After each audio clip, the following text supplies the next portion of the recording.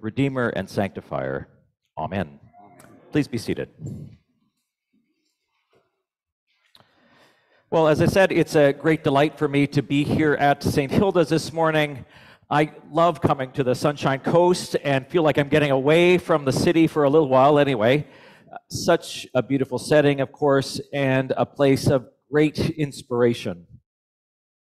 Thank you as well for your ministry over many years that has connected with the surrounding community and found ways to share the love of God in wonderful ways. Delighted to hear more about the Rain City Shelter that has moved in and your response to help those in need in such a difficult time in this community.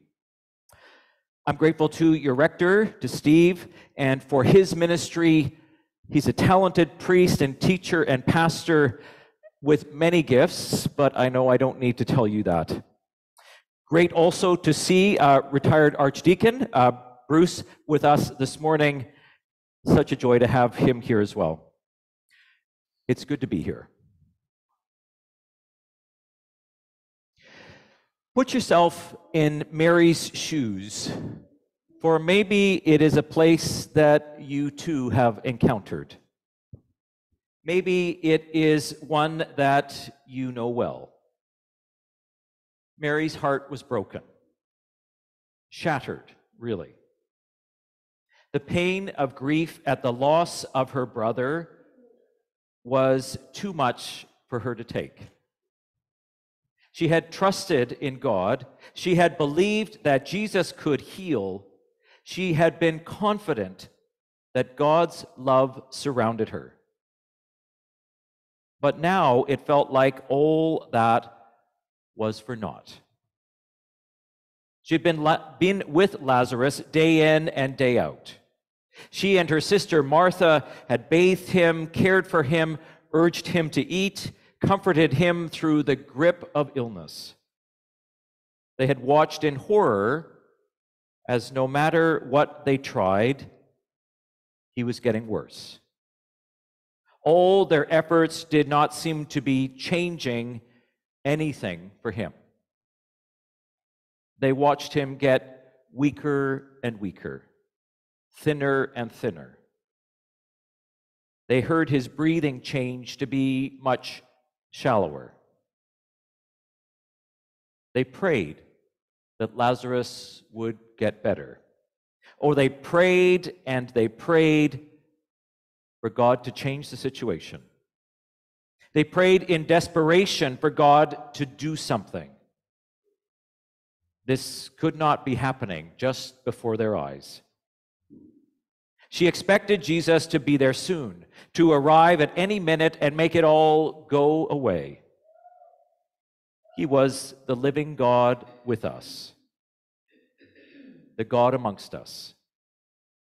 Jesus knew the compassion and love of God and demonstrated it over and over and over again with so many people. Jesus, their friend and teacher, would be there for her family and for her. But Jesus never showed up. They sent messages. They contacted him, and he never came. He was too busy for them and their situation. It seemed that he had no time for them. And so they watched as Lazarus died. They had waited and waited, but Lazarus had died. Mary was devastated. She was heartbroken. They had the funeral, they buried him, and then she locked herself away and was not sure if she would ever come out. God had betrayed her. God had forgotten her. God had ignored her. God was nothing, she decided. Now, many people, and I know a number like this, might leave it all there. God had not responded. Hence, there is no God. God had not changed the situation, and so why trust in the presence of God? They stay in their anger, their pain, their grief. And to be honest, I can understand this. Grief is overwhelming, crushing, all-encompassing. When we love another, whether it be friend or spouse or parent or child or sibling, when we love one another, we are taking a terrible risk. We are risking ourselves, risking our love, risking for the relationship, risking that they will always be there for us and respond in love for us as well. That's the risk.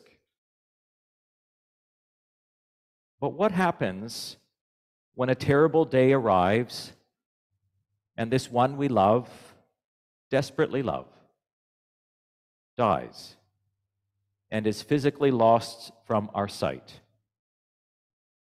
What do we do with all of this grief and sadness and emptiness?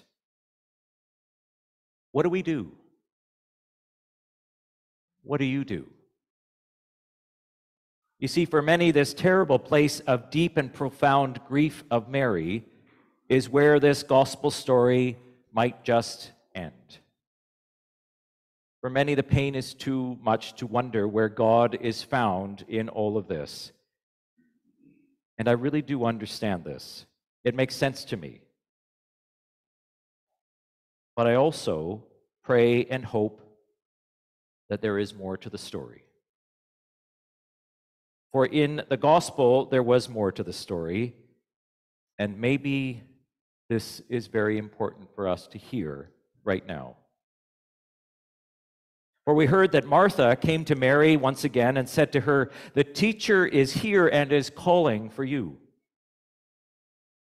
She almost ignored her sister. But Mary got up and ran towards Jesus. She would give him a piece of her mind. But as she ran to him, she saw his face, saw his compassion, saw his tears. Everything changed. She fell at his feet. "If you had been here, my brother would not have died," she told him between her sobs. They brought Jesus to the tomb, and he called out for Lazarus to come out. As Lazarus came out of the tomb, Jesus' words were meant not only literally, but figuratively for all in attendance. Unbind him and let him go. New life had come where it seemed no longer possible. New hope had arisen out of the ashes. New possibility had descended where it had no right to be. This situation changed Mary completely. Her whole understanding of God and life and her own soul and how they connect was completely changed forever. Unbind him and let him go had become unbind her and let her go.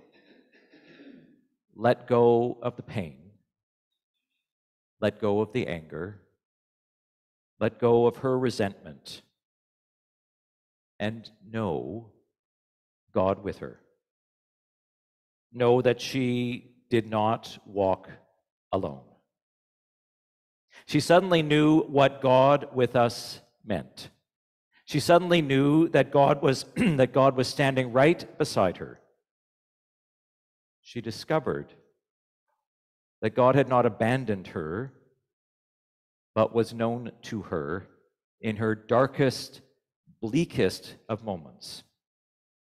God was there, visible, vibrant, life-giving, and hope-producing, right there with her, and was urging her to be unbound and set free. Something she had been wishing for her entire life. God had shown up.